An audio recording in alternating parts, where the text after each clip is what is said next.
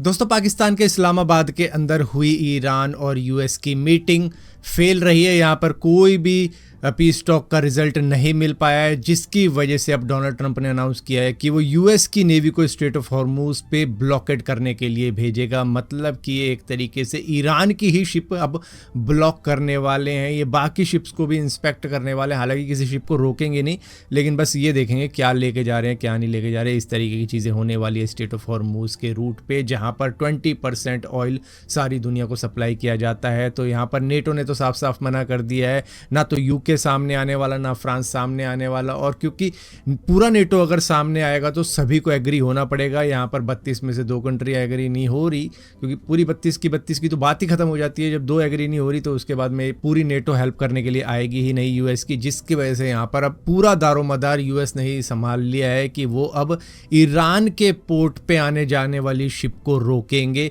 Inspect करेंगे और divert करेंगे या फिर कैप्चर भी कर सकते हैं। इस तरीके की चीज़ें करेंगे, जो कि एक्चुअली में एक्ट ऑफ वॉर है। क्योंकि कोई कंट्री अपने लिए अगर मान लो खाने का सामान मंगा रही है, कुछ और सामान मंगाई है, तो उनको रोका नहीं जा सकता। हालांकि यूएस ऐसा ट्राई करने की कोशिश कर रहा है कि इससे ईरान के ऊपर वो प्रेशर बनाएगा। हालांकि वो शायद मेडिसिन को ना रोके, वो खाने पीने की चीज़ों को ना रोके, एसेंशियल सप्लाई है उनको ना रोके, लेकिन शायद बाकी चीज़ों को रोक सकता है यूएस। और यहाँ पर ईरान ने भी एक बात क्लियर कर दी है कि अगर यूएस इन्वेजन करने की कोशिश करेगा तो हम 1 मिलियन सोल्जर से अटैक करने वाले हैं यूएस के ऊपर।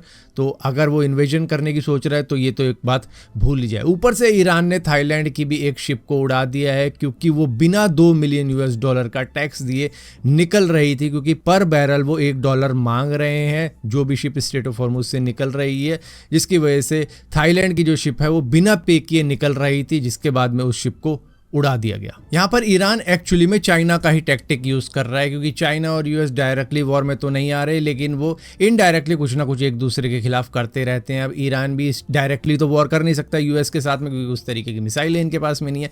तो वो एक इकोनॉमिक प्रेशर बना रहा है इनके ऊपर, और ऊपर से जिस तरीके से यूएस प्रेशर बनाने की कोशिश कर रहा है ईरान के ऊपर, तो ईरान कह रहा है कि भैया अगर हमारे पोर्ट सेफ नहीं होंगे तो किसी के भी पोर्ट सेफ नहीं होंगे, चाहे वो यूएई हो, चाहे वो सऊदी हो, चाहे वो ओमान हो, या फिर कोई और पोर्ट हो, कोई भी सेफ नहीं रहने वाला है। अगर ईरान के पोर्ट सेफ नहीं होते तो उन्होंने ऐसी भी इनडायरेक्टली वार्निंग दे दी है यूएस को। तो पूरा प्रेशर इस वक्त में यूएस के पास में है कि वो किस तरीके से हैंडल करेगा ईरान को, अगर वो देख ही नहीं रहा अपने आसपास को भी।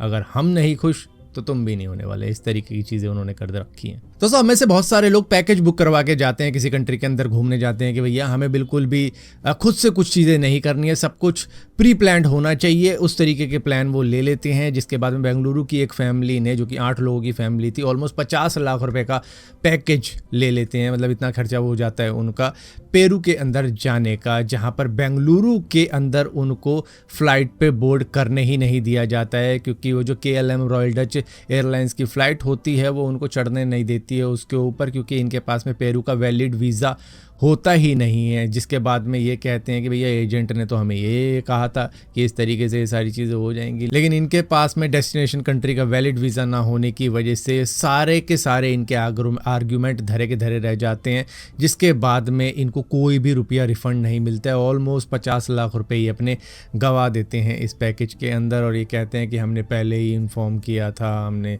एजेंट को बताया था, ये था वो था, लेकिन अब इनके पूरे के पूरे पैसे वेस्ट हो गए हैं। और हालांकि इनको क्योंकि कोई रिफंड नहीं मिलने वाला है, क्योंकि इनके पास में डॉक्यूमेंट इनकम्प्लीट थी, जिसकी वजह से अब एयरलाइंस की तो इसमें कोई गलती नहीं है कि इनको रिफ़ंड करे कि भैया आपके जाने की फ़्लाइट का टिकट, आपके आने की फ़्लाइट का टिकट, मतलब सभी ऐसे के ऐसे ही रह गए, क्योंकि इन्होंने डॉक्यूमेंट्स कंप्लीट नहीं करवाई थी अपने एजेंट के साथ में। इनको लगा शायद वीज़ा ऑन अराइवल मिल जाएगा पेरू के अंदर, लेकिन ऐसा कुछ था नहीं, जिसकी वजह से इनको जाने ही नहीं दिया गया। दोस्तों, दिल्ली NCR के अंदर इस वक्त में आपने काफ़ी ज़्यादा शायद भीड़ भड़क्का देखा हो, वो शायद नोएडा की वजह से हो रहा है, क्योंकि नोएडा के अंदर एक प्रोटेस्ट चल रहा है जो कि फैक्ट्री वर्कर्स कर रहे हैं, क्योंकि उनको एक्सप्लॉइट काफ़ी ज़्यादा किया जा रहा है, जिसकी वजह से उन्होंने प्रोटेस्ट किया है। उन्होंने गाड़ियाँ जाम कर दी हैं, उन्होंने यहाँ तक कि स्टोन पेल्टिंग की भी खबर आ रही है कि पुलिस की गाड़ियों पर स्टोन पेल्टिंग भी करी है। वो डिमांड कर रहे हैं कि भैया हमारी सैलरी बहुत कम है, मतलब 10,000 15,000 मंथली इतनी ही सैलरी मिलती है, और उनकी डिमांड है कि मिनिमम 20,000 रुपये रुपये मंथली सैलरी होनी चाहिए, क्योंकि आजकल गुजारा बहुत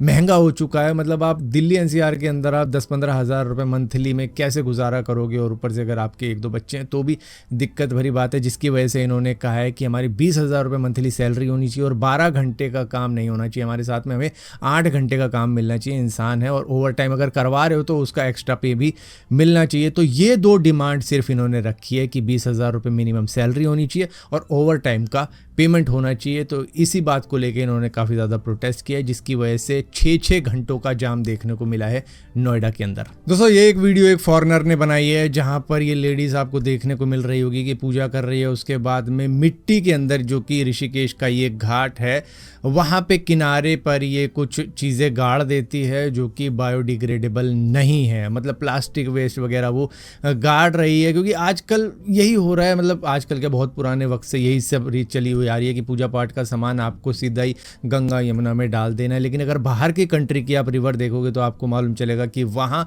कितनी साफ़ रिवर है, और यहाँ हम पूजा करते हैं गंगा यमुना सरस्वती मंदाकिनी भागीरथी, कितनी ही नदियाँ हैं, हम सबको पूछते हैं, लेकिन हम सभी को इस तरीके से गंदा करते हैं कि आप पहाड़ों में भी चले जाओ, वहाँ पर भी आपको वेस्ट देखने को मिल जाएगा इन नदियों के अंदर। क्योंकि हम समझते हैं कि हम नदियों के अंदर अगर इस तरीके की प्लास्टिक वगैरह चीज़ें जो भी डाल रहे हैं हम, उससे गंगा मैया सरस्वती यमुना मतलब सभी खुश हो जाएंगे। लेकिन एक्चुअली में इन द एंड आगे जाके क्या होता है, ये नदियाँ दूषित हो जाती हैं, लाइफ भी है, मतलब उसके अंदर जो जीव जंतु भी जी रहे हैं उनके लिए भी जीना दूभर हो जाता है। तो एक तरीके से मतलब बाहर की कंट्रीज़ को अगर आप देखोगे, वो पूजा पाठ नहीं करते तो कितनी साफ़ नदियाँ हैं उनके पास में, और यहाँ हम पूजा पाठ करते हैं, हम देवियाँ मानते हैं, फिर भी इतनी गंदगी हो रही है। और इसी के साथ साथ अगर बात की जाए यमुना जी की, तो यहाँ पर करोड़ों के अरबों रुपए लगा दिए जाए तो भी ये साफ़ नहीं होने वाली है। क्योंकि यहाँ के लोग ही नहीं मानते हैं दिल्ली के, जो कि खुद ब खुद जाते हैं, जालियाँ लगी हुई हैं, उन जालियों के ऊपर से फेंकते हैं कूड़ा, या फिर जालियों को काट के उन चीज़ों को भी डाल देते हैं गंगा यमुना के अंदर, जो कि बायोडिग्रेडेबल नहीं है, जिनको लाखों साल लग जाएंगे गायब होने में। ये एक और चीज़ देखो, इंडियन रेलवे का स्टाफ ही ट्रैक को किस तरीके से गंदा कर रहा है। वो अपनी जो रिस्पॉन्सिबिलिटी है उसको कुछ इस तरीके से निभा रहा है कि कूड़े को भर भर के चलती ट्रेन में से फेंक रहा है। ये दरअसल अजमेर सुपरफास्ट एक्सप्रेस है, जिसके अंदर इस तरीके के करतूत करता हुआ है कि स्टाफ मेंबर पकड़ा गया। अब इसके ऊपर कार्रवाई होगी नहीं होगी वो एक अलग बात है, लेकिन ये पहले से क्यों नहीं समझते हैं। अगर अपनी कंट्री को साफ रखना है तो ये रिस्पॉन्सिबिलिटी हमारी ही है। इनको लग रहा है कि भैया वो तो पूरा ट्रैक ही कूड़ेदान है, उसके ऊपर कुछ भी फेंक सकते हैं, और यहाँ पर चलती ट्रेन में इस तरीके से गार्बेज को फेंका जा रहा है। और उसके बाद में अगर इनसे लड़ने भी जाता, चलो ये वीडियो बनाने वाला, तो ये कह देते कि भैया तुम्हें साफ़ सफाई चाहिए नहीं चाहिए, साफ़ सफाई ट्रेन के अंदर तो ऐसे ही होती है, लाखों सालों से ऐसे ही चलती आ रही है ट्रेनें। तो कहने का मतलब ये है कि बाहर की कंट्रीज़ और इंडिया के अंदर फ़र्क यही है, वहाँ पर सिस्टम सही है, यहाँ पर सिस्टम ख़राब है, ऐसा नहीं है। वहाँ के लोग ठीक हैं, यहाँ के लोग ही ख़राब हैं। लोगों को अकाउंटेबिलिटी लेनी ही नहीं है साफ़ सफाई की, उनको बस गंदा करने का है कि भैया झाड़ू वाला आएगा, उसकी रिस्पॉन्सिबिलिटी है ये सारा काम करना, हमारा काम है गंदा करना। अच्छा, अगर कूड़े कचरे को लेकर ही बात की जाए तो अगर इसे रोकना है तो सभी पब्लिक को एक साथ आना पड़ेगा। जिस तरीके से बाहर की कंट्री में होता है ना, कोई थूक दे तो भी लोग आ जाते हैं, भैया यहाँ पे थूका क्यों है।